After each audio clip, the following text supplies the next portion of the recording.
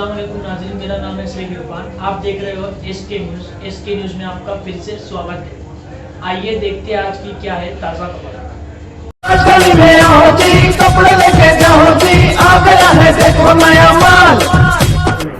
अस्सलाम वालेकुम, नमस्कार। आज ये जो पत्रकार परिषद ली गई है वो लेने का कारण है शासन ने जो अनलॉक द चेन मतलब चेन को ब्रेक करने का जो निर्देश पारित किया है। उससे पहले हम अनलॉक बोलते थे, तो उसके हिसाब से हमें मालेगांव महापालिका क्षेत्र में इन निर्देशों की अमलबजानी कैसे करनी है और किस किस क्षेत्र में करनी है इसकी माहिती देने के लिए इसे लिया गया था। तो सबसे अहम बात यह है कि धारा 144 लग गई है। शाम को 8 बजे से सुबह 7 बजे तक कोई भी क्रियाकलाप अनुज्ञेय नहीं होगा। और अहम बात इसमें और ऐसी है कि जो हॉकर्स है रास्ते के किनारे जो खाना वगैरह खिलाते लोगों जैसे पानीपुरी वाले ठेले वाले वगैरह, तो वो होम डिलीवरी दे सकते, वो वहाँ पे खाना उनको लोगों को नहीं दे सकते।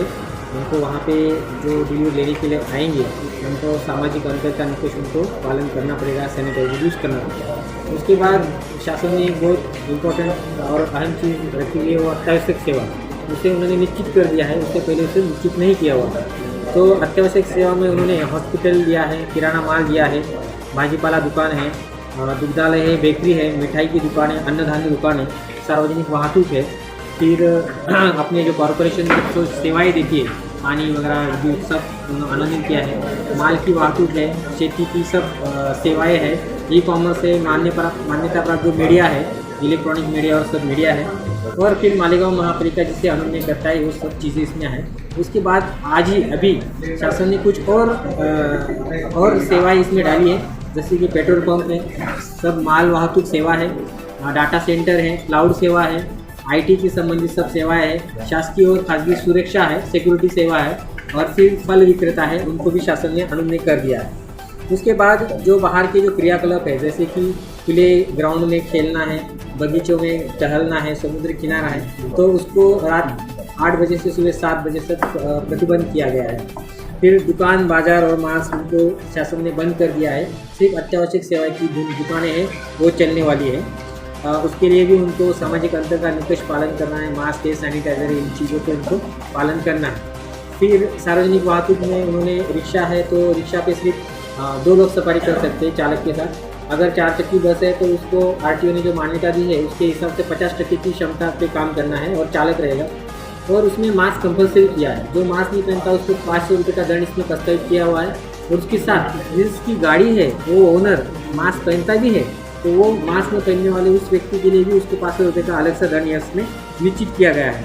फिर इसमें ऐसे कुछ कार्यालय हैं मतलब जिनको सिर्फ खुला रखना है, बाकी सब कार्यालय यहाँ पे जो प्राइवेट कार्यालय है वो बंद रहने वाले हैं। तो खुले कौन से रहने वाले हैं, तो सहकारी सार्वजनिक क्षेत्र के जो उपक्रम है, खासगी और प्राइवेट बैंक है, फिर बीएससी NSE जो स्टॉक एक्सचेंजेस के व्यवहार है, विद्युत पुरवठा करने वाली कंपनियां हैं, दूरध्वनि सेवा मतलब मोबाइल वाली, बीमा और वैद्यकीय बीमा वाली कंपनियां, औषध कंपनियां। उसके बावजूद शासन ने आज फिर कुछ इसमें कुछ सेवाएं ऐड की है, जैसे कि सेबी है, स्टॉक एक्सचेंज के बारे में वो नियमन करती है। फिर भारतीय रिजर्व बैंक से निगडित जो संस्था है उनको भी उन्होंने अनुमोदन किया है। फिर सब नॉन बैंकिंग वित्तीय संस्था है, फिर सूक्ष्म वित्तीय पुरवठा माइक्रो फाइनेंस वाली जो है उनको अनुमोदन किया है। वकील लोग जो लॉयर्स है उनकी सेवा को अनुमोदन किया गया है। फिर कस्टम हाउस एजेंट जो लस देने वाले हैं मतलब जो डोज देते हैं वो जीवन रक्षक औषध है और औषधि उत्पादन, तो उनको उन्होंने अनुमोदन किया है। और फिर जो शासकीय कार्यालय है वो 50% की उपस्थिति से चलेंगे और जो अत्यावश्यक सेवा की कार्यालय है उनमें 100% की उपस्थिति उन्होंने अनुमोदन की हुई है। उसके बाद जो खासगी वाहतूक है, जो पर्सनल व्हीकल से ट्रांसपोर्ट किया जाता है, तो उसमें जो क्षमता है उस क्षमता से एक भी व्यक्ति ज़्यादा ना हो। और दूसरी बात, कोई भी व्यक्ति खड़ा रह के प्रवास न करे, इतने हद तक उसको प्रवासियों को अपनी गाड़ी में लेना है। सब कर्मणुक और मनोरंजन के जो भी कार्यकलाप है वो उन्होंने प्रतिबंधित कर दिया है। जैसे सिनेमा हॉल बंद रहेंगे, मालेगांव के लिए बहुत इंपॉर्टेंट है। नाट्यगृह बंद है, सभागृह बंद है, मनोरंजन park, arcade, video game parlour सब बंद है। वाटर पार्क बंद रहेंगे, क्लब, तरण तालाब, जिम, खेल के मैदान ये सब बंद रहेंगे। वैसे रेस्टोरेंट और बार के बारे में भी उन्होंने निर्देश दिए हैं। तो ऐसे रेस्टोरेंट बार जो एक होटल का पार्ट है वो सिर्फ चालू रहेंगे, किस लिए? वो होटल में जो रहने वाले प्रवासी है या फिर कोई नागरिक है उनके लिए, और जो बाहर के लोग हैं तो उनके लिए वो सिर्फ होम डिलीवरी दे सकते हैं। मतलब वहाँ आके उस रेस्टोरेंट में कोई खा नहीं सकता, उस रेस्टोरेंट में सिर्फ कौन खा सकता है? वो होटल में रहने वाले लोग खा सकते हैं। और जो बाहर के रेस्टोरेंट और बार है जिस शहर में के, तो वो सिर्फ होम डिलीवरी दे सकते हैं। वहाँ के हम जाके उनको ऑर्डर दे सकते हैं और वहाँ से हम ऑर्डर स्वीकार कर सकते हैं। लेकिन इसमें शुक्रवार रात 8 बजे से सोमवार सुबह 7 बजे तक आप वहाँ जाके डिलीवरी भी नहीं ले सकते, सिर्फ होम डिलीवरी अलाउड है। वहाँ आप जाके ऑर्डर भी नहीं दे सकते, तो दे सकते हैं। उसके बाद जो धार्मिक स्थल है, मतलब मस्जिद है, मंदिर है, सब बंद रहेंगी। किसके लिए? जो लोग वहाँ पे पूजा अर्चा के लिए जाते हैं उनके लिए। लेकिन जो लोग उसको स्थापित करते हैं, जो लोग पंडित होंगे या मौलवी होंगे जो वहाँ पे हर रोज़ जाके वहाँ पे डेली जो उनकी पूजा अर्चा करते हैं वो कर पाएंगे। फिर नाई की दुकान है, स्पा है, सैलून है, ब्यूटी पार्लर है, उसको आउटराइट बंद कर दिया गया है।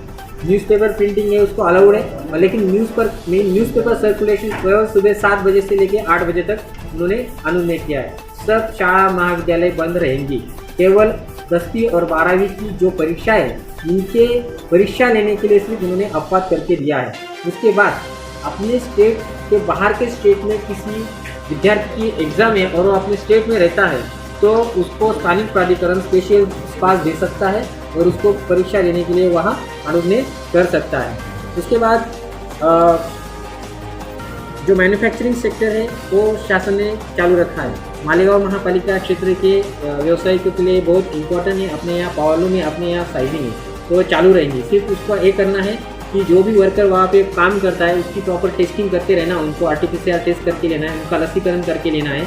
और फिर उनकी कोविड की टेस्ट में अगर कोई पॉजिटिव आता है तो उसको आइसोलेशन करने की जिम्मेदारी वो कंपनी की या वो कारखानदार की रहेगी। और 500 के ज़्यादा क्षमता वाला कोई कारखाना रहता है तो उसको तो खुद का क्वारंटाइन सेंटर भी तैयार करना है। और फिर इसमें इन्होंने सोशल डिस्टेंसिंग बरकरार रखने के लिए खाने का टाइम, चाय पीने का टाइम अलग अलग कर देने का यहाँ पे इन्होंने डायरेक्शन दिया हुआ है। बाद में जो ऑक्सीजन उत्पादक है, जैसे कि इंडस्ट्रियल ऑक्सीजन का जो भी रॉ मटेरियल के लिए यूज़ करता है तो उसको यहाँ पे बंद कर दिया गया है। ये ऑक्सीजन सिर्फ औद्योगिक और वैद्यकीय क्षेत्र के लिए यूज़ होगा। और कोई ऐसा करता है तो उसकी अनुमति जब्त हो जाएगी, मतलब उसका लाइसेंस कैंसिल हो जाएगा। और किसी को ये उत्पादन ऑक्सीजन का यूज़ करके कोई उत्पादन करना है तो उसके लिए उसको स्पेशल सक्षम प्राधिकरण की पूर्व मान्यता उसमें कंपलसरी कर दी है। इसमें ई-कॉमर्स को अलाउ किया है, ई-कॉमर्स को घर के बैठे हो जाता है। और गृह निर्माण सहकारी सोसाइटी के लिए भी यहाँ पे निर्देश दिए हुए हैं कि अगर किसी गृह निर्माण सोसाइटी में 5 से ज़्यादा पेशेंट निकलते हैं तो ये माइक्रो कंटेनमेंट जोन निश्चित किया जाएगा। वो सोसाइटी एक itself become a containment zone, लेकिन इसकी जिम्मेदारी टोटली रेगुलेट करने की वो सोसाइटी की होगी। आने जाने वाले लोगों पे प्रतिबंध लगाना या फिर वहाँ पे जीवनावश्यक सुविधा कुछ होगी वो उनको सप्लाई करना, और उसका अगर वो वायलेशन करते हैं तो उसको 10,000 रुपये का दंड करने की इसमें प्रावधान किया गया है। बाद में बांधकाम जो व्यवसाय है तो बांधकाम व्यवसाय चालू रहेंगे, लेकिन इसमें एक कंडीशन है कि बांधकाम व्यवसाय जहाँ पे वो साइट चल रही है वहाँ के अगर मजदूरों को रहने की व्यवस्था है तो वही बांधकाम व्यवसाय चालू रहेंगे। अगर मजदूरों की व्यवस्था नहीं है तो वो चालू नहीं कर पाएंगे, क्योंकि बाहर से मजदूर नहीं लाना है।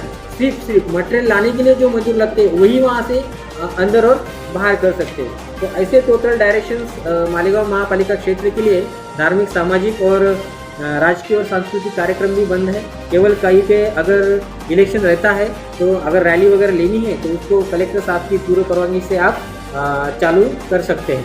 तो मैं आपके माध्यम से सभी मालेगांव क्षेत्र के नागरिक है, व्यापारी वर्ग है, इंडस्ट्रियल वर्ग है, सबको मैं यहाँ से ऐलान करता हूँ कि सब हमें सहायता करें, सब एहतियात बरतें। कोविड सबके लिए खतरनाक बीमारी है और इसे हम उस पे कोविड को ख़त्म करने तक आप हमारा ये सहाय करें। धन्यवाद।